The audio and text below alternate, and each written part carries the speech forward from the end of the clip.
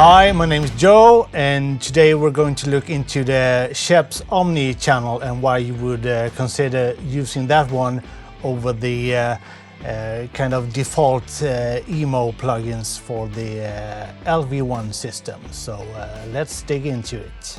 So by default, the LV1 system comes with this emo plugins that are high pass, low pass, a gate compressor plugin, and a 4-band EQ. There's nothing wrong with these plugins. They sound great, very functional, but to be honest, they're kind of boring to work with. The functionality is awesome. You have basically everything you need. What I find a bit frustrating from time to time is that if you're on the EQ, you need to select a new page to go to the compressor.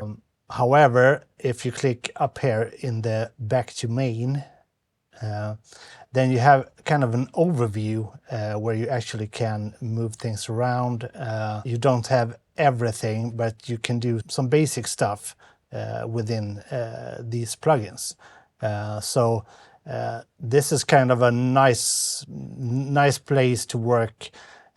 Sometimes I find these a bit boring. So then you might look into the SSL channel strip, which obviously is an awesome one. Here you have, again, basically everything you need: high pass, low pass filter, compressor gate, an EQ section, a drive section that sounds awesome. But if we click back to main, then you don't get the functionality from this page.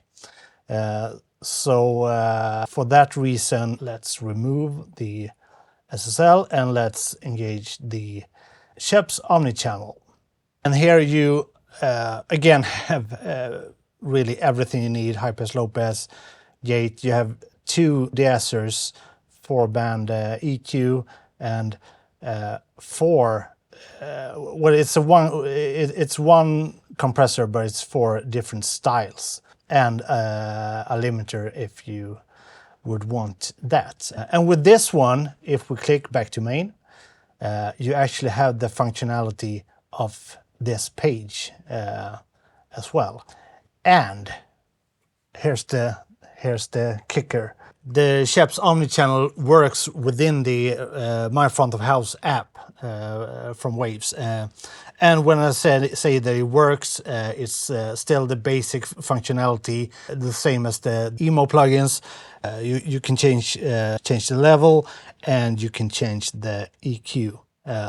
But it's the nice sounding Scheps EQ with all the different EQ types that are in the Scheps Omni channel. So I typically use the Omni channel as a starting point, because then I have everything I need in the plugin, and on soundcheck I can walk up on stage with the iPad and do some EQ moves and level changes. It's super convenient, and I find that it sounds better than the emo plugins and have more functionality. Apart from being able to control it on the iPad, everything has, I was going to say it has mid-side and dual mono functionality, but obviously only on a stereo channel. So if we flip this channel to be a stereo channel, then the EQ, you have stereo, dual mono, or mid-side functionality.